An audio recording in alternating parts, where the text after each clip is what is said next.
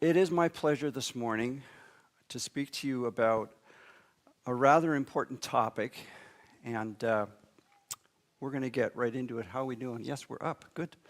Okay, so we're in this series, Tethered, which Jonathan has been leading us through, and I'm going to be continuing to follow the Nicene Creed, and today's topic, as I said, is the resurrection. So perhaps we could just stand quickly, and we're going to read it together.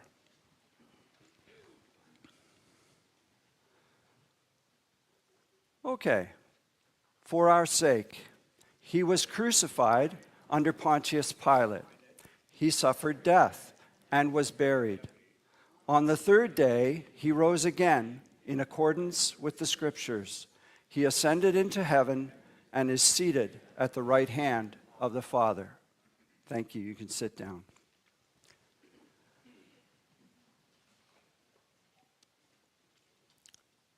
The resurrection is one of Christianity's most dangerous ideas.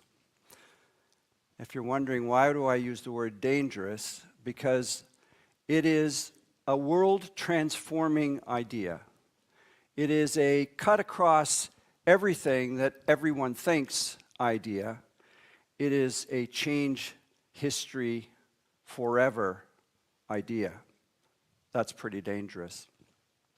Before we talk about resurrection, let's talk about a difficult topic, and that's death. I know that some of you are going through difficult times right now, but I hope that by the end of this talk, you will be dancing out of here and not at all depressed. Sure, Don, come to church and get depressed. No, that's not what we're doing today. If you are a person who assumes that this life is all there is and there is no God, then you have a stark reality to face. You will die. You will die soon, relatively speaking. You will die alone, and you will remain dead forever. This morning I was talking to my wife at the breakfast table, and she pointed out to me that apparently studies have shown that people who have a completely ridiculous number of plants and gardening equipment tend to live much longer than those who point that out.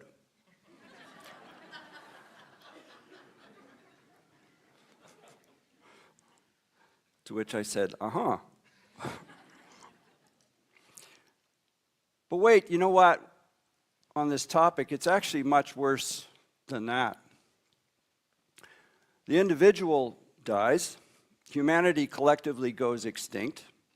All life on Earth goes extinct. The Earth, our solar system, the Milky Way galaxy literally come apart. Our sun, indeed all stars, burn out and become dead hulks. And the entire cosmos ends cold, dark, and lifeless. Such is the worldview of those who hold purely to natural causes and no God allowed. The second law of thermodynamics, which some of you may know, has the final say in the matter. And we'll be talking more about this later on. In case you're wondering what the second law of thermodynamics is, how many of you have teenagers? You ask them to clean up their rooms. 3 days later, you go back. What does it look like? That's it. So, here's the question, but what if? What if not all dead men stay dead? This morning we're talking about the resurrection, the bodily resurrection of Jesus Christ.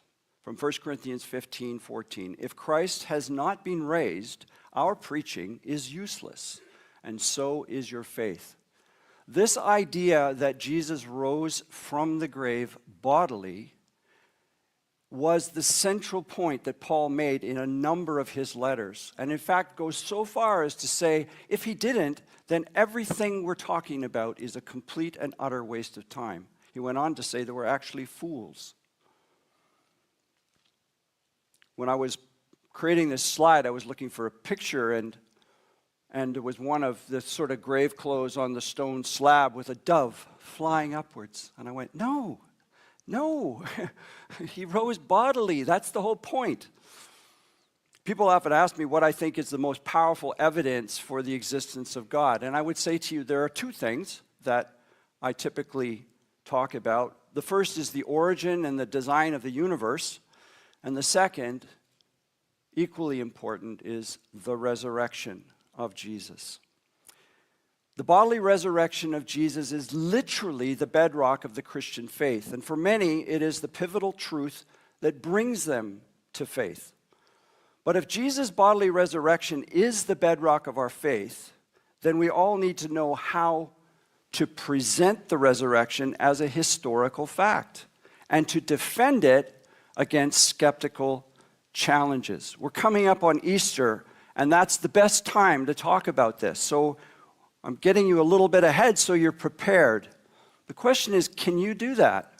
Do you know how to defend against challenges for the resurrection? Can you? Well, I hope that this morning you'll come away feeling equipped to do just that. So let's talk about the bodily resurrection of Jesus, some of the details. What evidence do we have for the resurrection? I'm going to go through each one of these in more detail, but I'm just going to put up the list as we go here. Before I do, some of you might be interested in talking about the Shroud of Turin. Anybody here interested, know about the Shroud of Turin? Yeah, a few people, not so many? Okay. Well, if you're interested, come see me afterwards. It's a very interesting topic. I don't have time this morning to get into it. So the first evidence we have for Jesus' resurrection is, strangely enough, an empty tomb. So Jesus was put in a tomb, as you all know. This giant stone was rolled across, and guards were placed in front of it. Why were guards placed in front of it? So that nobody could steal the body, right? And go, oh, I told you that he was going to rise from the dead. The tomb was empty except for the grave clothes. Oh, and then there's this thing about Jesus actually appearing to people. Oh, that's really interesting, isn't it? And he had a number of those. His body bore the marks of his crucifixion. The time between the crucifixion events, the burial, and the eyewitness claims to seeing Jesus was extremely short. Then there's the extraordinary transformation of Jesus' disciples. Guys who were timid, hiding, afraid, suddenly were world-transforming people. And then there's the greatest conversion in all of history. Saul of Tarsus became the Apostle Paul. The emergence of the historic Christian church in the face of tremendous persecution. It's very difficult to explain if Jesus did not rise from the dead. And lastly, Sunday suddenly became the new day for the church to worship. So let's go through these one by one. The empty tomb. So you need to know that the accounts of Jesus' burial and resurrection originated in early creedal statements, long before the New Testament was written. And these creedal statements were in circulation around the church. And some of them went on to find their way into the New Testament. And these things were known as the kerygma. And they were these documents that were circulating. They were creedal, just like the Nicene Creed, things that people believed. And the crucifixion, burial, and resurrection was a key statement in circulation. The accounts of Jesus' burial also come from other independent sources. It was not just the scriptures or these creedal statements. Historians have no really good reason to doubt the existence of any of the key people that are mentioned in the burial and resurrection accounts. They're Most historians accept it at face value. And lastly, and this is an interesting one, the gospel accounts indicate that it was women who were the actual first witnesses of the events. Now, don't be offended by what I'm going to say, but in the first century, women were not considered reliable witnesses. It was a very patriarchal, misogynistic, I could go on but I won't, society. Sorry, ladies. So if the story was false and you wanted to circulate a false story and make people believe it, you definitely would not have women recorded as the witnesses. You tracking with me? Yeah? Give your head a shake. I know you're alive. Okay. All right. Let's keep going. Jesus' resurrection appearances. The New Testament specifically mentions 12 different resurrection appearances. 12 different ones. It's not like he just appeared once. 12 times. And as we'll see, to a variety of different people. His body bore the marks. His body could be seen and could be touched. Jesus ate and he drank after his resurrection. In fact, we know that his body had other interesting properties, one of which is it seemed to be able to go through solid walls.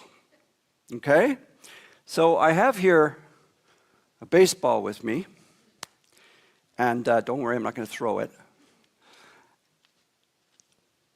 We know that the physical world that we're a part of is made up out of atoms and molecules and all that, right? How many people have heard of hydrogen? Put up your hand. It's what stars burn, okay? Stars burn hydrogen. They turn it into helium. And hydrogen is the very first element on the periodic table. It has one proton and one electron. Does everybody know that? Of course you know that, right?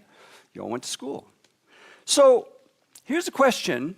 If this baseball represents the proton of hydrogen, how far away from this baseball do you think the electron would be? How many people think the parking lot? Downtown Newmarket? Well, nobody's trusts me. You see, you know where I'm going with this, right?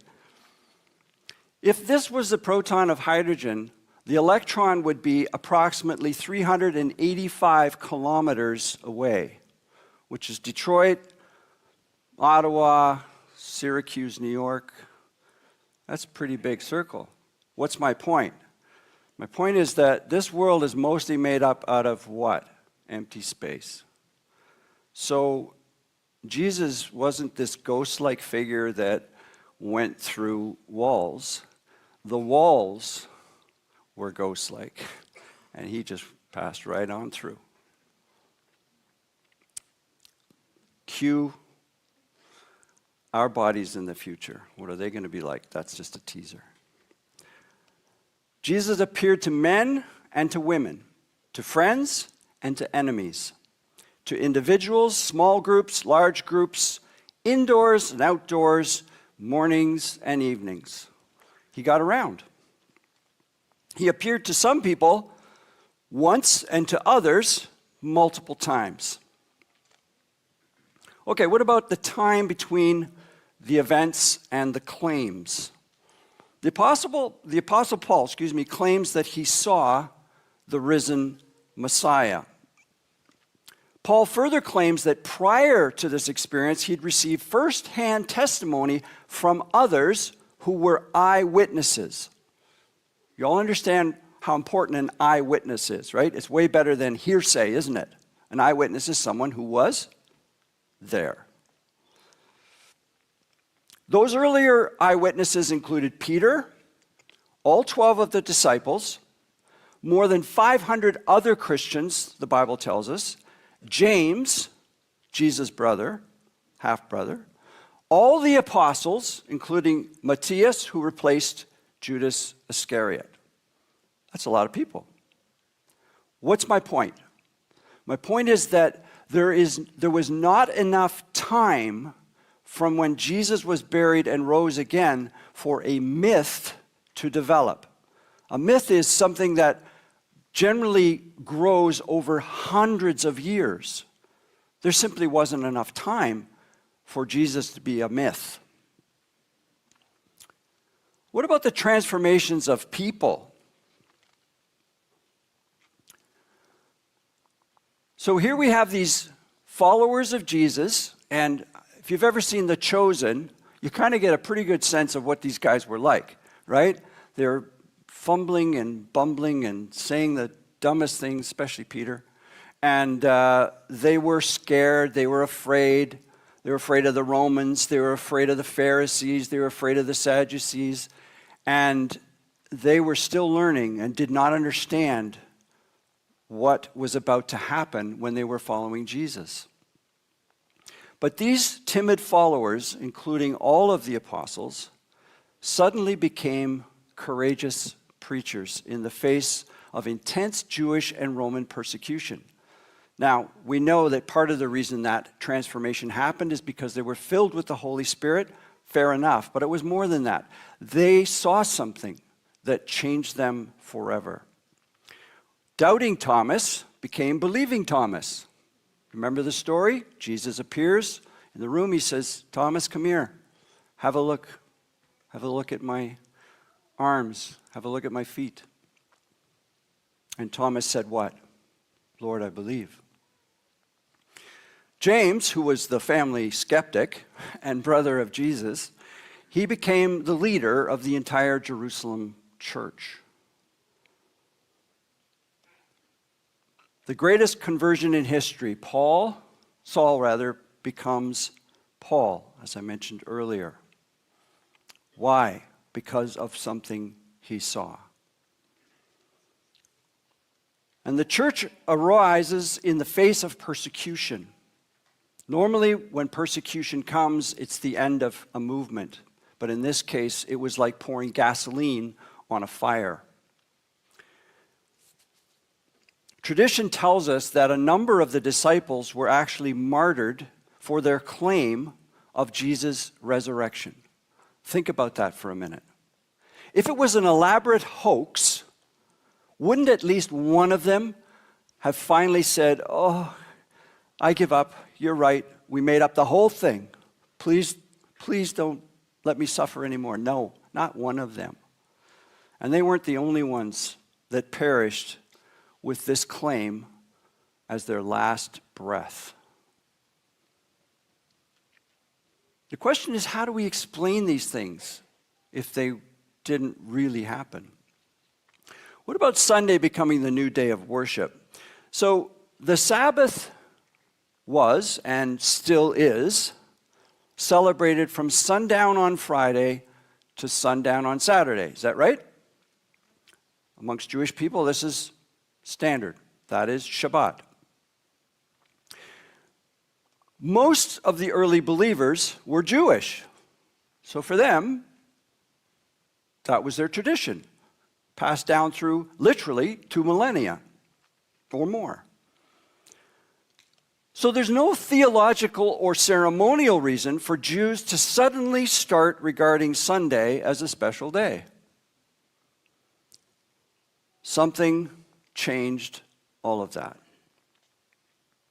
Now, just by the way, I know that sometimes people are confused about the 3 days, so I just want to be clear about this. Jesus talked about 3 days later, blah, blah, blah. But we all know he was crucified on the Friday and he rose on the Sunday. So how did that happen? Well, it's because of the way the Bible, and certainly those times, how they talked about days. So the first day was, day 1 was Friday. Day 2 was Shabbat, which is the Saturday.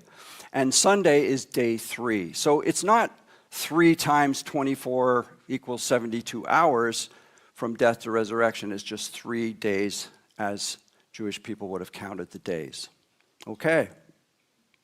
That's just an aside, trivial piece of information that you may want to forget. Anyway, so the resurrection of Jesus, let's carry on. And here's where we're going to get into some of the objections. So people will come along and they'll say, okay, I'm listening to all this evidence and so on. And their response is, yeah, but. And there are a number of yeah, buts, and I'd like to go through them this morning. And if you want to make some notes, these are the things that people will say to you at Easter when you bring it up and you tell them that Easter's not about the Easter bunny, it's actually about Jesus who rose from the dead. Okay? And when you tell them that, these are the things they're going to say to you. All right? So the first one is the legend theory. And this is that Jesus was just a legend or a myth. And as we talked about a little bit earlier, these reports of Jesus' resurrection are traced back to these creedal statements that predate the New Testament, even back to the eyewitness period. What was the eyewitness period? Those that were around and saw Jesus, knew Jesus, saw him after he was raised. Again, not enough time for a myth to arise.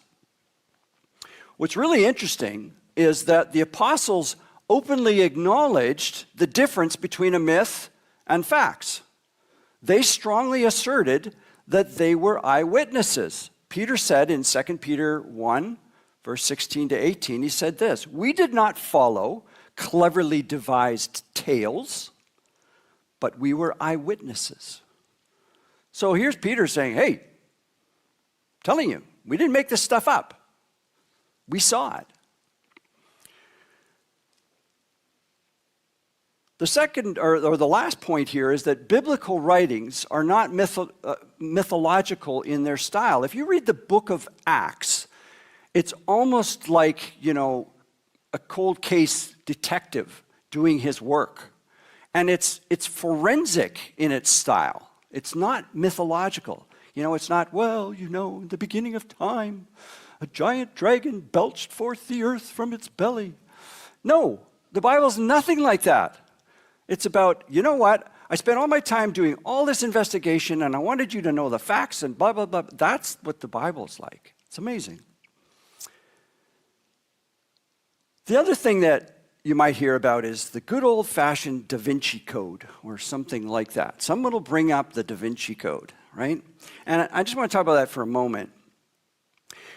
There's no question that Jesus' life, his death and his resurrection, is comparable to some myths.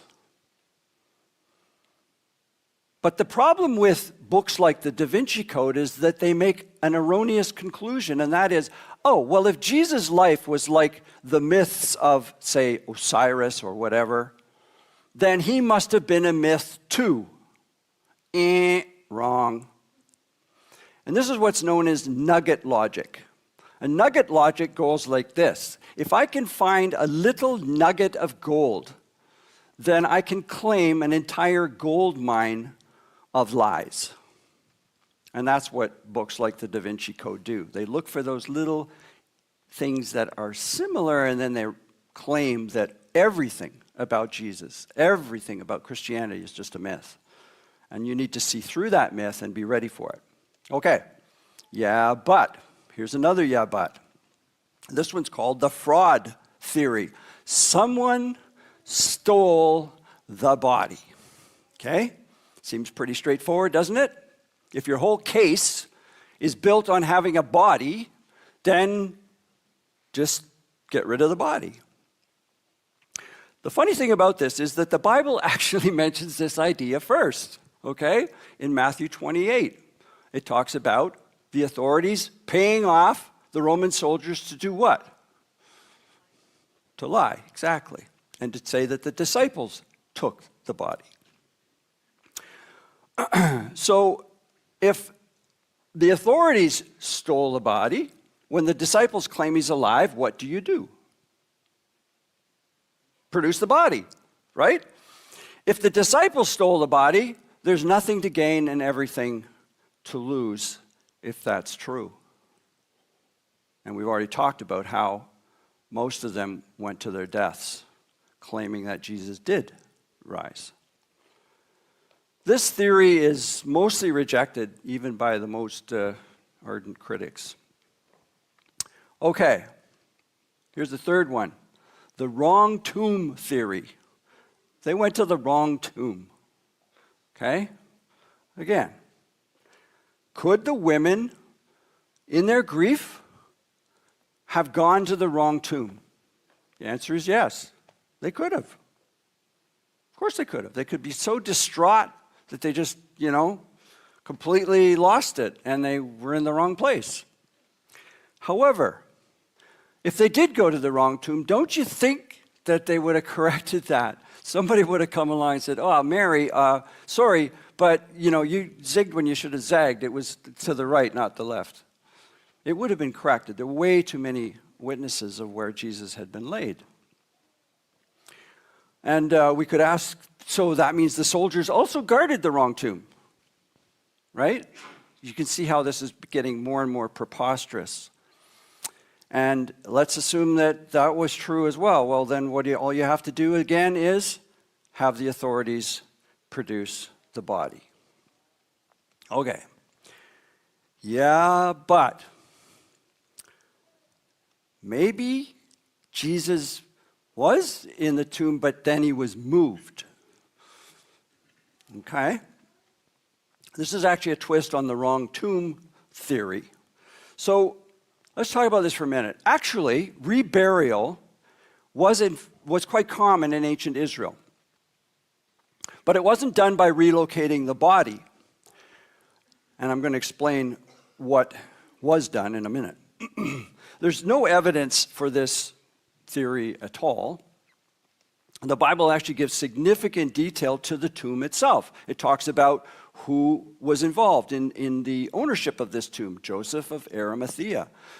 It was a new tomb. It was in a garden. All these details give reason for us to believe that this is true. And again, if Jesus' body was moved, then all you have to do is show me the body. So what actually happened in ancient Israel is they used these things called ossuaries. This particular one is in a museum, and this is a very richly decorated one. Most of them are just a plain stone box. This is actually the ossuary of Caiaphas, the high priest at Jesus' trial. Do you remember when Jesus said, "Allow me to go"? The guy comes up to Jesus and he says, "Allow me to go and bury my father." And Jesus said, "Let the dead bury the dead. You come follow me." Remember when he said that? How many of you feel like, "Yeah, that's a little bit rough, Jesus. I mean, come on. The guy's father just died." Right? Come on, be honest. How many people think that's a little bit rough of Jesus to say that? Boy, you guys, I tell you, you're not even honest.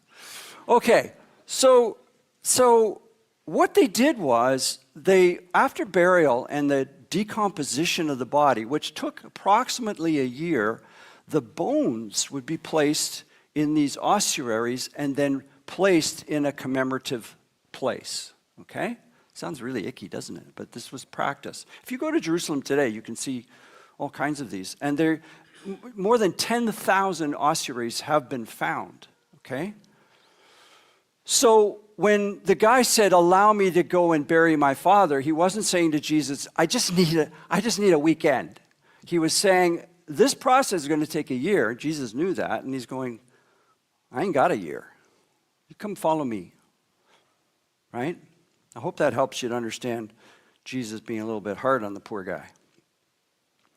All right. Yeah, but another theory. We're doing fine for time. The swoon theory. Jesus didn't really die. Okay? They took him down from the cross. He was still alive. And he came awake in the tomb. And he disappeared. Well, there's a few problems with this theory. The first one is that Roman executioners were hardened, expert killers. They did not make mistakes when it came to crucifixion. In fact, if they did do a crucifixion incorrectly, then they were put to death. We know that a spear was thrust through Jesus' side, right into his heart, to make sure. We know that there was no need to break Jesus' legs, which was common practice in crucifixion. because he was already dead.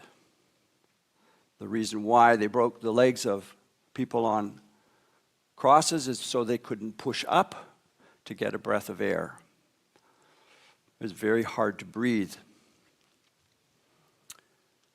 And here's the thing that's really remarkable, if this is true, is that consider Jesus has been tortured, he's been beaten, and somehow he overcame the guards.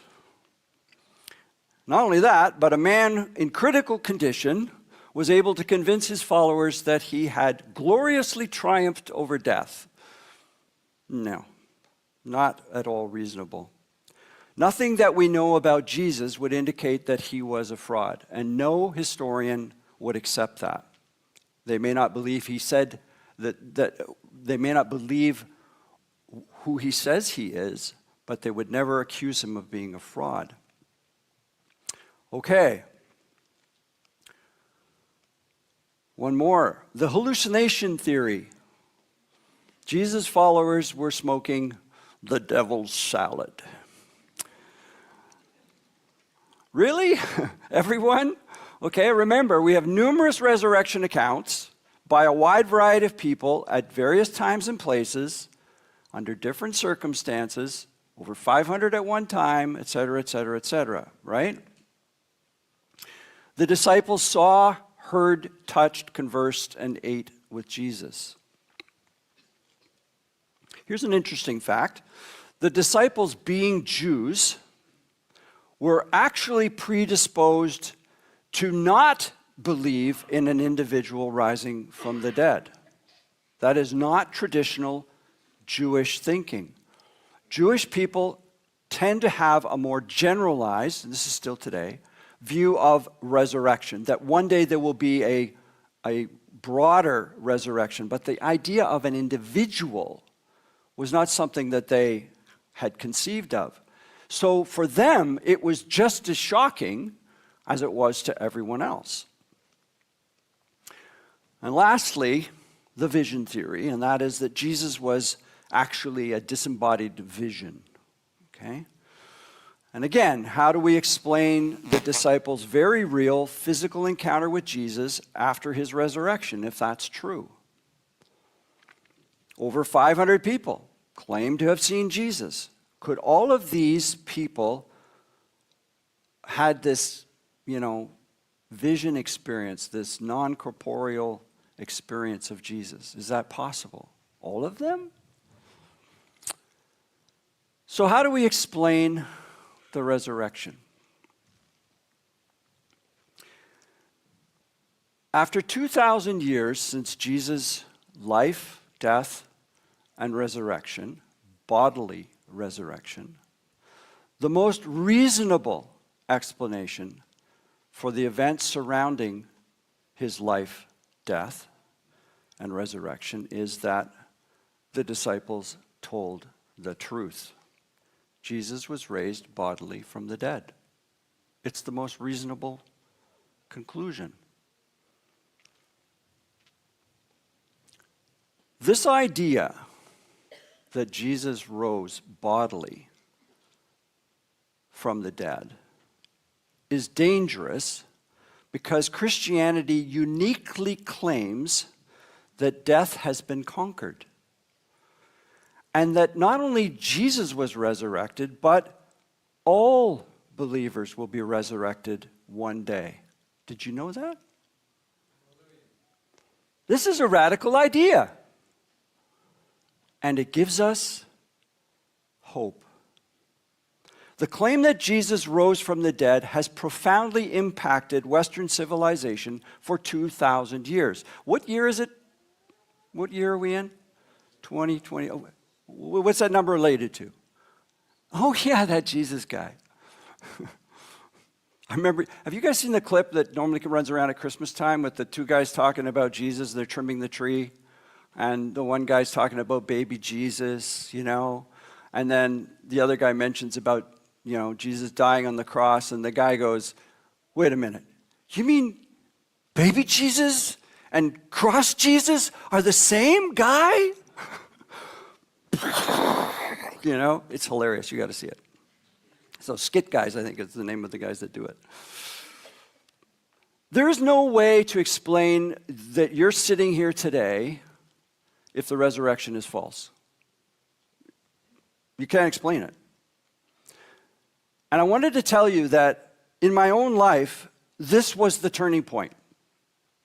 I was raised in the United Church of Canada, and I went to Sunday school. I went to church most Sundays. We went downstairs to Sunday school, and we learned all the traditional Sunday school stuff, right? I learned about Noah and the ark. I learned about the giraffes in the ark and the elephants in the ark. I learned about all the animals in the ark.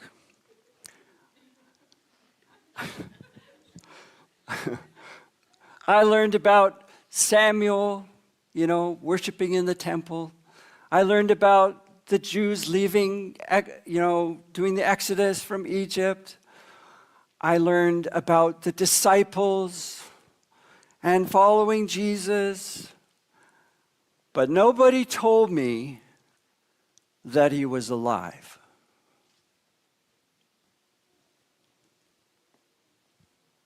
Nobody. My brother, who had with me rejected church, rejected Christianity, comes home one day from university where, unbeknownst to me, he had become a Christian after being a bit of a pothead. No, he was. Mushrooms, too. And he starts talking about Jesus being alive. And I literally said to him, okay, what did you smoke this morning? And he said, no. He says, he's alive. He's really alive. And you can know him. Well, that just blew me away. And it was the turning point in my life. It's when I realized that it wasn't all about having Bible stuff and Bible knowledge in my head. It was about knowing the risen Jesus. He's alive. He's not alive in some wispy, kind of way. He's really alive. And no, he's not here right now on this earth, bodily, but he is in a body, a new body. He's here with us by his Holy Spirit. The resurrection is our great hope. The great hope of the historical Christian church has always been the resurrection of our bodies. That Jesus was first resurrected, and all believers will one day be resurrected. There are huge chunks of Scripture that talk about this. Is going to heaven when you die really the end of the story then? If you're here in 3 weeks, I'm going to talk a bit more about that. Paul said, we wait eagerly to go to heaven. Actually, no, he didn't. In Romans 8:23, he said, we wait eagerly for what? The redemption of our body. Whoa! The concept of bodily resurrection was a fatal blow to the predominant philosophy of the day, which is Gnosticism, that spirit is good and flesh is evil. Here's God himself in a body. No. Yes, that's exactly what he did. And that's why it's so important. Thank you so much for listening. I hope that was helpful. I hope you're ready for Easter now, when you go be the church. And by the way, when Jonathan says, go be the church, it's this kind of stuff he's talking about, right, Jonathan? Amen. All right. Blessings, guys.